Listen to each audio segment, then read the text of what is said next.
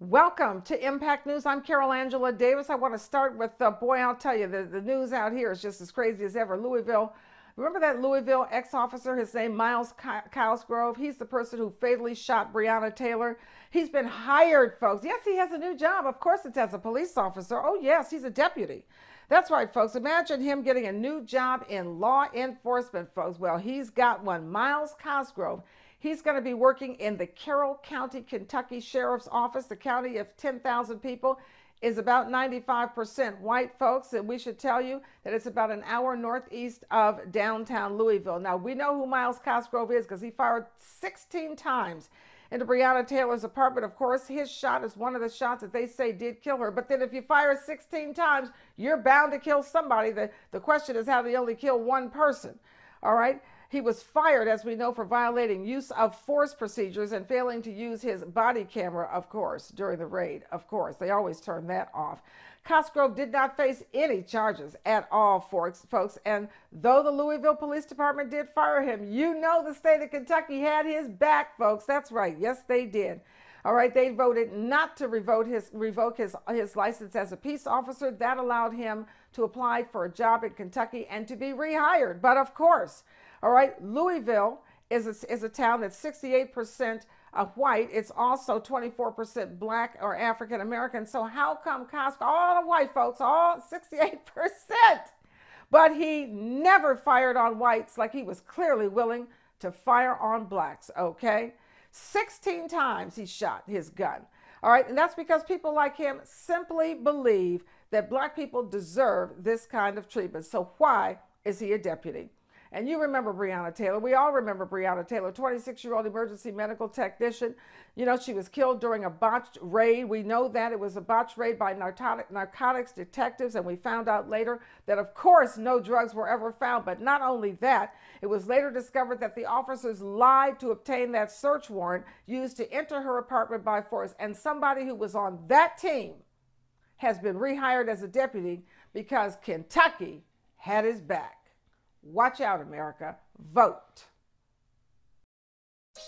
Well, thank you for staying with me for your news for the week, bringing you, of course, the stories you need to know from around the neighborhood and around the world. Some of the stories that are making news, that's for sure. We're going to start in news that's being reported by the hip-hop community. Folks are going down to Mississippi, where the NAACP is suing Mississippi because of that separate and unequal policing they're trying to institute there. The NAACP lawsuit says the Capitol Police taking over Jackson, Mississippi is a serious violation of the principle of self-government because it takes control of the police and some of the courts, takes it all out of the hands of the residents, of course, treating black people as second-class citizens, folks. The legislation to allow this, it was passed by a majority white Republican-controlled state House and Senate. If this goes, we got real problems, folks. We got real problems, but we got real problems, okay?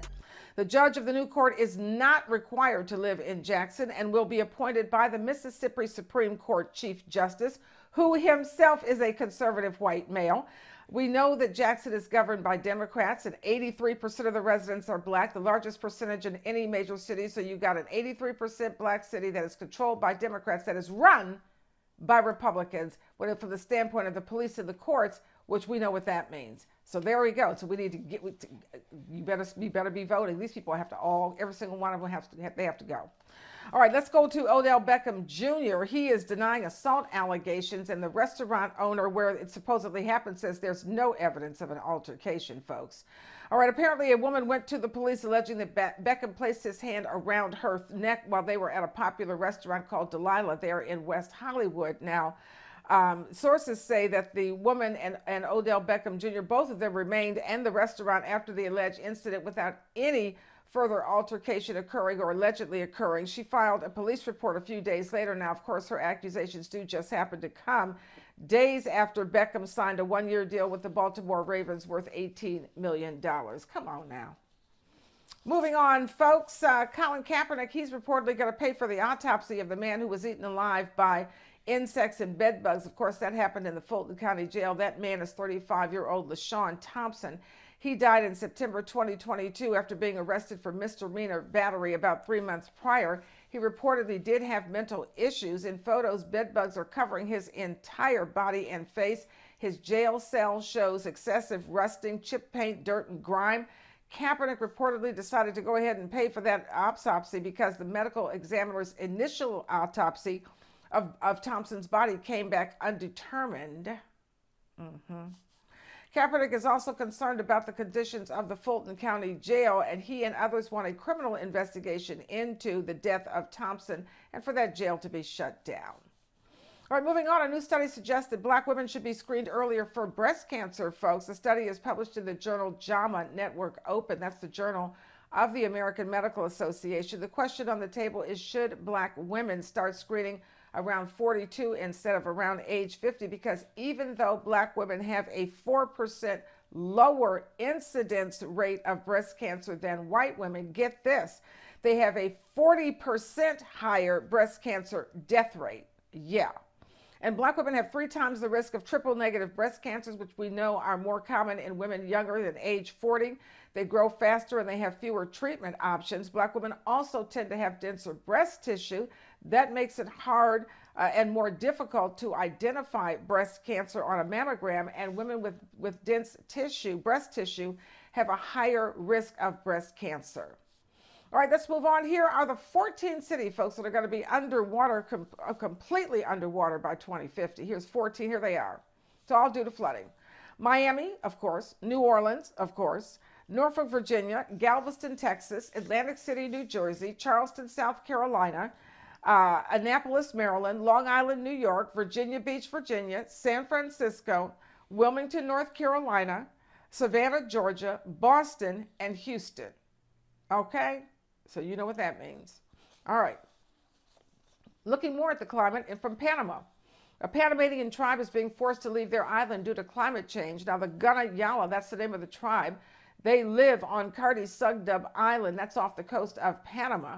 Water there is rising at about 3.5 millimeters per year. That's according to the National Oceanic and Atmospheric Administration. Now, on this island, you should know there's no cars, there's no motorcycles.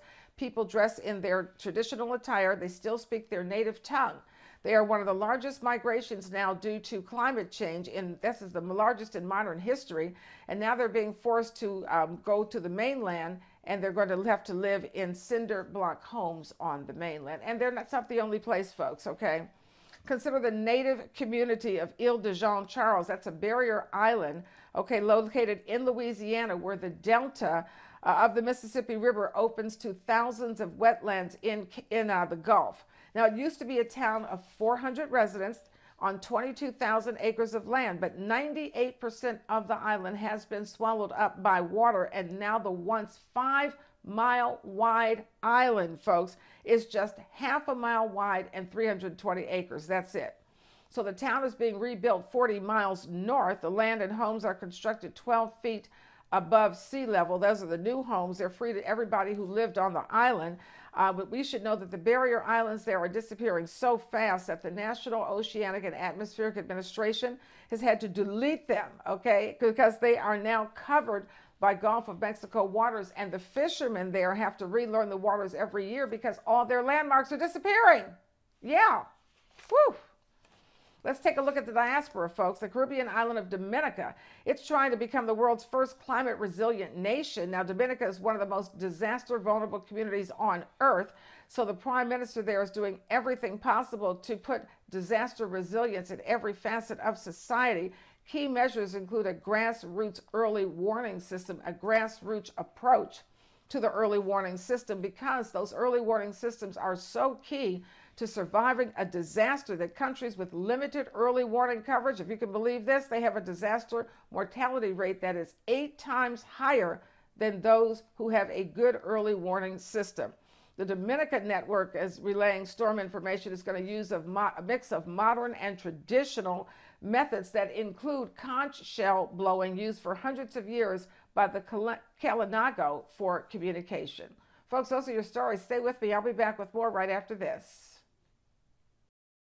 Folks, it's time for the Slay Word of the Week. You know, we always try to level up that vocab, and the word this week is bedight, B-E-D-I-G-H-T, bedight. It is an adverb, folks. That means it modifies or describes the verb, okay? Its origin is in the Middle English in the 15th century, and the definition is adorned. That's right, folks. Here's two sentences for you. The artist's walls were bedight in mirrors which maximize the light. Okay, let's give you another sentence using the word bedight. Holly never goes out without being bedight in antique jewelry. Bedight. That is your slave word of the week. Use it all week and level up your vocab. It means adorned. Stay with me.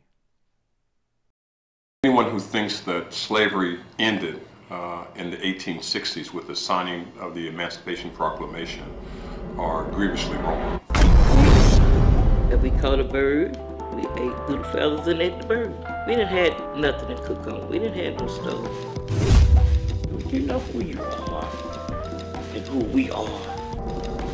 We're still on that big plantation. She was bonded to them until they died. She was their slave. They said, well, we're going to be killed tonight. Could that same white dude keep terrorists there? Or Russian spies? Or the KGB? And the government wouldn't know it? No. They thought I was beat so bad that I couldn't do nothing, but I did.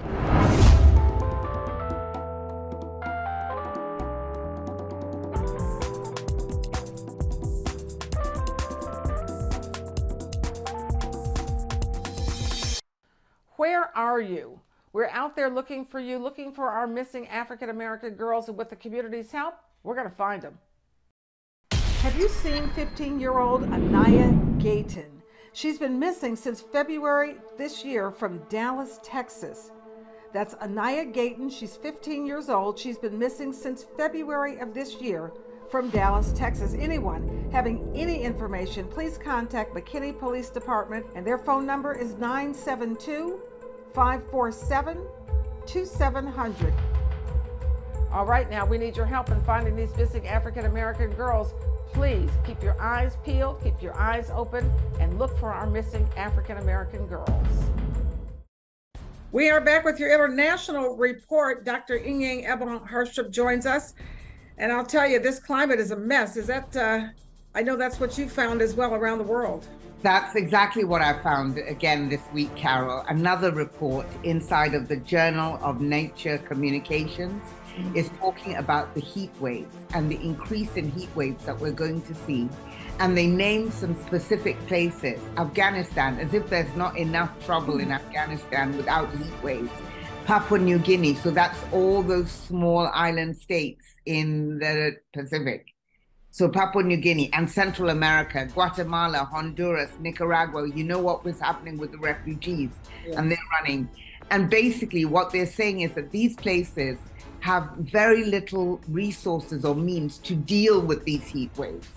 And when they come, the most vulnerable, obviously the poor, etc., are going to suffer greatly. It's not only the actual dying of heat strokes when you get the heat and you get heat strokes and your body temperature rises precipitously. There's also the risk of wildfires. There's air pollution. It just goes on and on. Exactly. On and on. Yeah, you know, it's interesting. You Americans need to really, start thinking this through, because when you see people walk 500 miles from Honduras, that's why they're walking. They're walking because their own country is no longer sustainable. And what are we going to do, Edie, when that happens here? Exactly. I mean, this is what was, on my mind. The whole migration patterns are going to change. People are going to be coming. And as you said, what happens when you have the heat waves right here in the United States? Where are people moving to? And the United States is interesting because it has the heat, it has the hurricanes, it has tornadoes, it has the flooding, it has the earthquake. The United States seems to have every single type of disaster in some part of the United States that could pop up. Exactly. And we've seen what has happened with the tornadoes, the level of destruction, and you've seen who has been brutalized by this situation. It's mostly the poor in very insecure housing that's not robust and safe. This is the reality. It won't be the rich and the upper middle class. They'll be fine. They'll put everybody out. Folks, buy your house. They'll put everybody out. They do not care All they seem to care about is money, unfortunately, but that's the problem at our border. If you really want to know the truth, pay attention to Dr. Inyang Ebon Harsha, because she just told you. The heat waves are just going to be terrible. People have to leave. Thank you so much, Edie. Thank you, Carol. And we'll see you next week for another interesting international report, letting you know what's going on around the world. Stay with me. All right, it's time for your financial news. Folks, baby boomers are way behind in their savings. In fact, millions of boomers are approaching retirement, folks, with no savings, and that is the word from a study published by Credit Karma. It found that 21% of those age 59 and above have a net worth of zero, people. Yes, you heard me correctly, or less, okay? 5% of those in the age bracket said they couldn't afford to contribute to their retirement accounts. That's right. So nearly 1 in 5 respondents age 59 or above said they don't have a retirement account. That's the highest number of any of the generations surveyed. Another 5% of those surveyed in the age bracket said they couldn't afford to contribute to their retirement account, while 17% say they've decreased their contribution because of inflation. That's okay with Kevin McCarthy. He wants to take your Social Security, your any of your benefits, your SNAP benefits, if you get them, your Medicare. He wants to cut all that. Because why not? I mean, you don't need it. Why not? You voted for him. You want to be shamed. All right, then mortgage fees are changing for home buyers, and it all starts May 1st. The entire matrix of fees based on credit score and down payment has been updated, folks. Upfront fees for loans backed by Fannie Mae and Freddie Mac are going to be adjusted. Those changes are relating to, as I said, your credit score and your down payment size. And the penalty for having a lower credit score, it's going to be smaller than it was before May 1st. Now, this change is going to be applied to all those loans, as I said, guaranteed by Fannie Mae and Freddie Mac, regardless of the lender. Fannie Mae and Freddie Mac have nearly 60% of all new mortgages, and these changes are part of the Federal Housing Finance Agency's broader examination of fees to try and provide more equitable and sustainable access to home ownership. And then President Biden, well, he's pledging $500 million to fight Amazon deforestation. Now, the question is, will Congress approve the plan? We know the answer. If it helps, they won't do it. The move makes the U.S. one of the biggest contributors to the Amazon Fund. That's a conservation program established over a decade ago. Biden also pledging $1 billion to the Green Climate Fund. That's a United Nations-led program that's helping developing countries become more climate resilient and also help them transition to clean energy sources. Now, the Biden administration is aiming to cut greenhouse gas emissions in half by 2030. That would be fantastic. The president's request for additional climate funding, of course, we know it's going to face strong opposition from the Republican-controlled House, who is only after money for themselves. Those are your financial stories. Vote accordingly. Stay with me. I'm just sick and tired of us not spending time together lately. I know, baby. I know. I'm sorry I ain't been spending time with you. I just been working on this big deal. It's gonna bring a lot more money to the household for it. What you doing here, boss? Yeah, just checking to see if you still got it.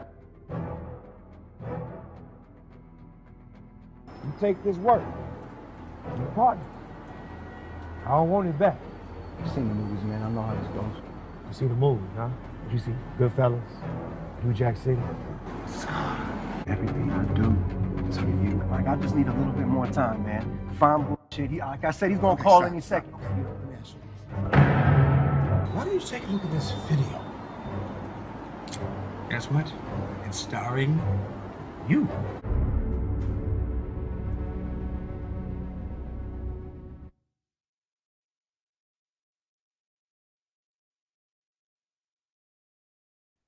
Okay, we're back at you. You know, we close out the show with your health. So here we are with Dr. K. Welcome, Dr. K. Thanks for having me. I have my red on for Heart Health Month, and I want to take this opportunity to talk about heart health, brain health, kidney health, because it's all related to the same thing. And in this month where we're focusing on our heart, let's focus on everything. So the prevention of all of this lies in our everyday food choices as well as our lifestyle. The whole foods, plant-based diet, avoiding meat, avoiding dairy, avoiding the middle aisle, and getting 150 minutes of exercise per week at a minimum, and supplementing with vitamin D. That's 3 things will really, really prevent chronic disease. The whole foods plant-based diet gives us what we need, how we need it, in the dose that we need it. So the kidneys, like the heart and like the brain, contain blood vessels. High blood pressure weakens them, causes them to underperform. Diabetes scars them, and cholesterol clogs them. So the same things that are causing diseases everywhere else in the body are ruining our kidneys. In addition to these factors, a lot of high blood pressure medications have a negative effect on kidney function. So we really want to control our weight. Obesity makes everything work harder and opens us up to these diseases. And we want to save our kidneys. Like the heart, like the brain, the kidneys cannot be regenerated. So once they decrease in function and fail, there's nothing we can do but dialysis. And we don't want to get to that point. By the time normal lab values that show that there's a problem with our kidneys, half the kidney function has already been gone. So people, let's show our heart some love this month. Let's show our kidneys some love. And let's really think about everyday food choices, getting exercise every day, taking our vitamin D, and just living a nice, long life. Thank you so much, Dr. K. Real quick, about if you can answer as quickly as you possibly can. You talk about obesity. It's really hard to control obesity with all this crap in the food. Yeah. Yes, it's chemicals. It's very difficult, but people, we've got to give it the college try. You know, take your fruit snacks with you, stay out of the middle aisle, stay out of the drive-through, because it's actually critical for our longevity and maintaining a normal weight. And in the African American community, they've adjusted the BMI tables to fit the fact that we are a little bit heavier, but we still must maintain a normal weight. It may be heavier than some other cultures, but it's healthy. For us, it's healthy and normal. For us, it's healthy and normal. Yes. Thank you so much, Dr. K. Now, come on now. Pay attention, because she's going to keep you alive if you just pay attention and get out that middle aisle. I'm Carol Angela Davis. Thank you, Dr. K. Thanks for having me. Absolutely. From all of us here at Impact News, we thank you for tuning in, and we'll see you next week.